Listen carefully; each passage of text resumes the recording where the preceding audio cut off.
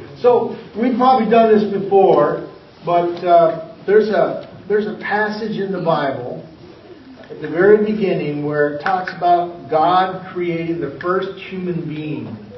And do you remember what God did when God created the first human being?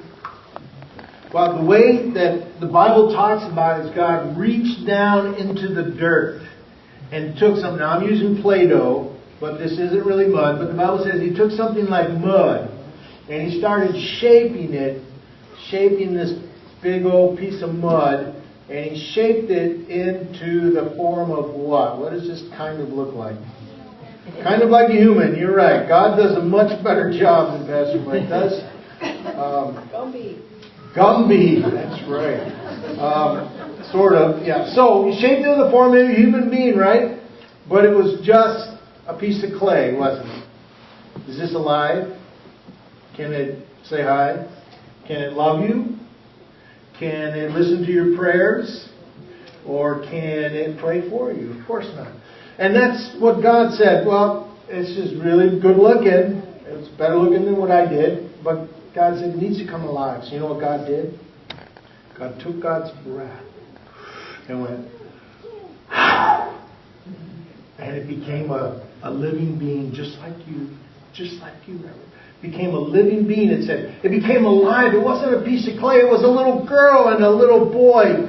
And every time a new baby is born, if you've ever seen a new baby being born, they live off oxygen in their mom's belly. But when they come out into the world, the first thing that they're supposed to do is do what?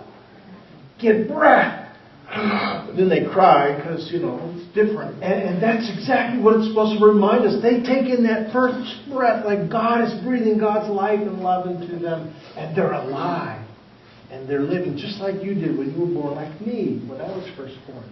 Well, this morning we have all of these teddy bears up here, huh? Do you know why we have all these teddy bears up here?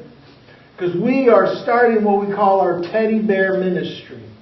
And what that means is every one of these bears at some point, they may not all make it today because we have wonderful numbers here, is every one of them is going to be on each end of every pew in this sanctuary. And what they say on them is, they say, this prayer bear has been in worship at Fulton First United Methodist Church.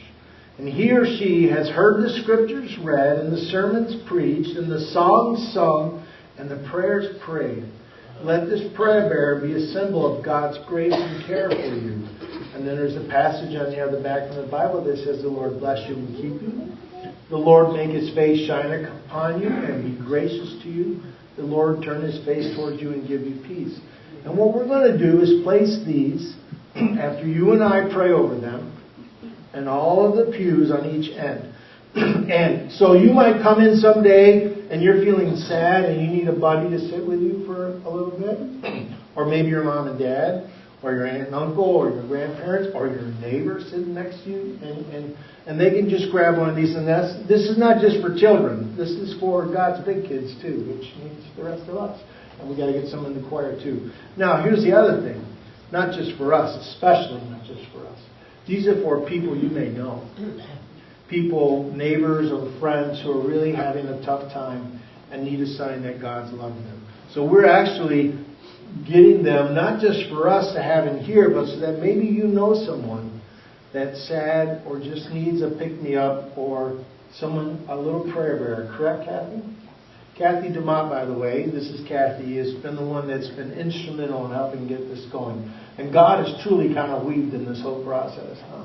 So this is for us, both for our needs this morning or any time in the future, but also for some people you may know. We actually have more bears too, so that it's a ministry to let people know that God cares about them and we care about them. So what I want you to do is two things with me. Let's kind of gather up here and watch out for my little bad view of a human being. And let's gather around the table. And what I want the congregation to do is just kind of reach forward like you're going to bless these bears with us. And the first thing I want us to do, we need someone over there and someone over here, is I want us to breathe on the bears. Now I know that our breath is not God's breath, but it's kind of symbolic. we're breathing on them God's love. We're breathing on them God's grace. So everybody, let's breathe God's Spirit to come alive in love and care on these bears. Ready? 1, 2, 3. And now, when they go and sit by someone or you take them to visit someone, you know that God's breath, God's Spirit is with them. But now let's pray. So everybody reach towards the bears. You can do on a bear or the whole thing, and everybody in the congregation, let's pray. Well, Holy God, we know that these are just stuffed bears. But they're symbolic. They're symbolic of your love for us, especially your love for people who just need a pick-me-up, who just need someone to sit beside them. And we know the bears are not more important than us doing that. That when we take a bear to someone, let's not just drop it off, Lord. Remind us to sit with them too. But to leave the bear as a sign that you remember them, you know them.